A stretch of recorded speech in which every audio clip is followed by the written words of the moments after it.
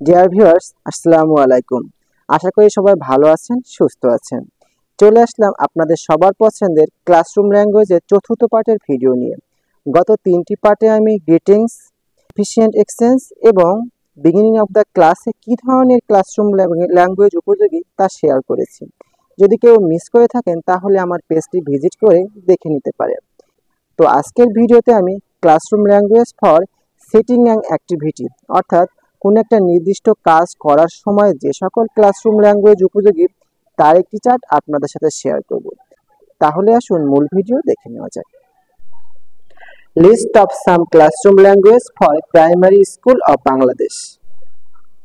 Classroom language for setting and activity অর্থাৎ কোনো একটি অ্যাক্টিভিটি করার সময় যে সকল ক্লাসরুম ল্যাঙ্গুয়েজ ব্যবহার করা হয় সেগুলোর মধ্যে হতে পারে লিসেন টু মি, আমার কথা শোনো, কিংবা বলা যেতে পারে do it like me or this, আমার মতো করে করো, কিংবা কোনো একটি অ্যাক্টিভিটি শুরু করার সময় বলা যেতে পারে we are going to like poem or rhyme etcetera, কিংবা অন্যভাবে বলা যেতে পারে উই লার্ন হাউ টু দিয়ে আপনার যেটি করতে চাচ্ছেন সেটি বলা যেতে পারে।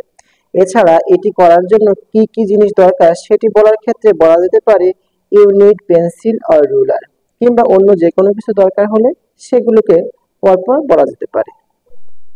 এছাড়া পাঠে মনোযোগ আনার জন্য বলা যেতে পারে পে অ্যাটেনশন এভরিবডি, সকলে মনোযোগী হও, এবং ফাইনালি বলা যেতে পারে আর ইউ রেডি, তোমরা কি প্রস্তুত।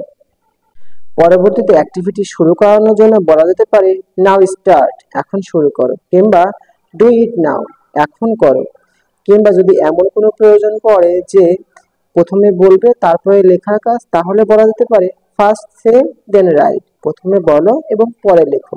কিংবা যদি এমন হয় যে টিচার বলার পর তারপর স্টুডেন্টদের বলার প্রয়োজন তাহলে বলতে হবে রিপিট আফটার মি, আমার পরে পড়ো, কিংবা বলা যেতে পারে ফলো মি, আমাকে অনুসরণ করো।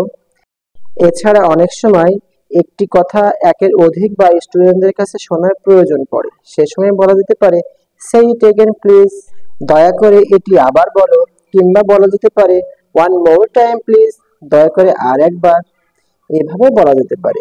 এছাড়া নির্দিষ্ট বইয়ের পৃষ্ঠা ওপেন করার জন্য বলা যেতে পারে open your book at page 40, 60 etcetera. এছাড়া বইয়ের কোনো একটি নির্দিষ্ট অ্যাক্টিভিটি করানোর জন্য বলা যেতে পারে লুক অ্যাট অ্যাক্টিভিটি 5, কাজ 5-এর দিকে তাকাও। এভাবে কোনো একটি অ্যাক্টিভিটি সেটিং করানোর জন্য এই সকল ক্লাসরুম ল্যাঙ্গুয়েজ প্রয়োজন মতো ব্যবহার করা যেতে পারে, যার দ্বারা ক্লাসটি প্রাণবন্ত, আকর্ষণীয় এবং ফলপ্রসূ হতে পারে। তো ডিয়ার ভিউয়ার্স, এই ছিল আমার আজকের ভিডিও। পরবর্তী ভিডিওতে আমি ক্লাসরুম ল্যাঙ্গুয়েজের অন্য একটি পার্ট আপনাদের সাথে শেয়ার করব। সে পর্যন্ত সবাই ভালো থাকুন, সুস্থ থাকুন, এবং ভিডিওটি ভালো লাগলে পেজটি ফলো করুন এবং লাইক করুন, কমেন্টস করুন, শেয়ার করুন। টিল দেন, আল্লাহ হাফেজ।